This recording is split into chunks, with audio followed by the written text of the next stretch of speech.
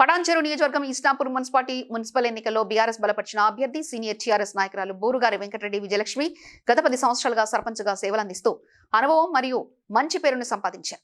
ప్రజాసేవకు అంకితమై తన సొంత నిధులతో ఆరోగ్య సమస్యలు ఎదుర్కొంటున్న పేదవారికి ఆసుపత్రి సదుపాయాలు అందిస్తారు.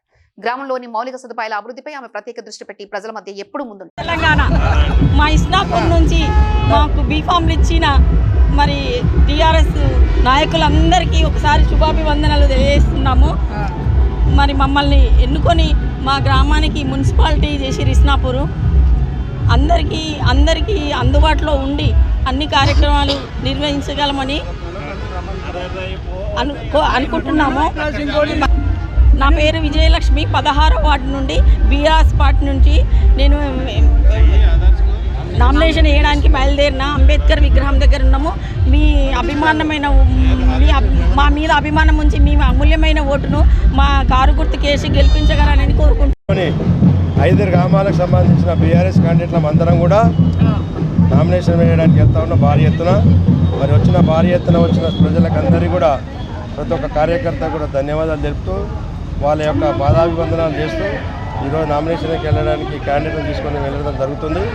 మరి గత 5 సంవత్సరాల నుంచి ప్రభుత్వం అధికారంలో ఉండే నాయకులు ఏం పని చేస్తున్నారు అనే సంగతి ప్రజలకు అందరికీ తెలిసిన విషయమే. మా బీఆర్ఎస్ జెండా ఎగిరేసిన తర్వాత మున్సిపాలిటీలో ఏమైతే వాగ్దానాలు చేస్తామో అవన్నీ కూడా నేను వాగ్దానాలను నిరూపించుకుంటాము.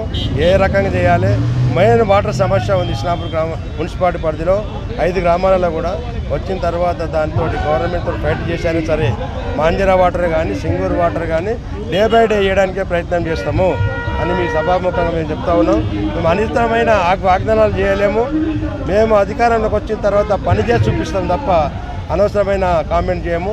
వేరే కామెంట్తో మాకు సంబంధం లేని విషయాలు అంతేకే తప్ప మేము ఏదో డబ్బులు ఇచ్చి కానీ ఇంకో రకం పిలిచిన క్యాండిడేట్ కాదు. ప్రభుత్వం మీద ఉన్న వ్యతిరేకతతో ఈరోజు పాల్గొన్నారు. ప్రభుత్వం మీద ఉన్న ఈరోజు వ్యతిరేకతతో పాల్గొన్నారు.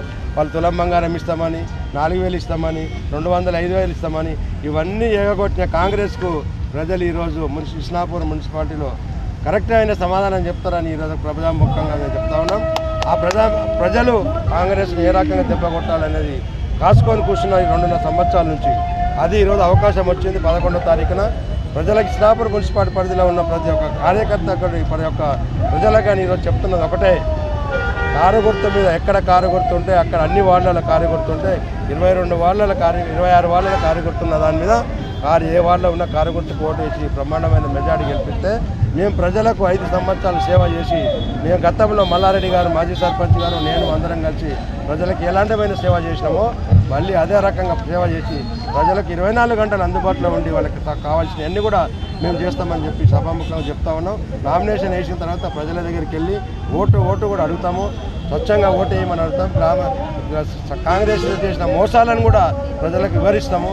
ఆ మోసాలను కూడా వాళ్ళకి చెప్పి ఏ రకంగా అయితే వాళ్ళు మోసం చేసి అధికారంలోకి వచ్చారో గత 5 సంవత్సరాల క్రితం ఇస్నాపూర్ మున్సిపాలిటీ పరిధిలో గ్రామ పంచాయతీ పరిధిలో ఉన్న నాయకులు కూడా ఎలాంటి మోసం చేశారు అనే సంగతి కూడా ప్రజలకు వివరించి ఓట్లు అడిగి అందరితోటి మేము బ్రహ్మాండమైన మెజార్టీ తీసుకొచ్చి ఇస్నాపూర్ మున్సిపాలిటీలో చైర్మన్ కావడానికి ప్రయత్నం చేస్తాం.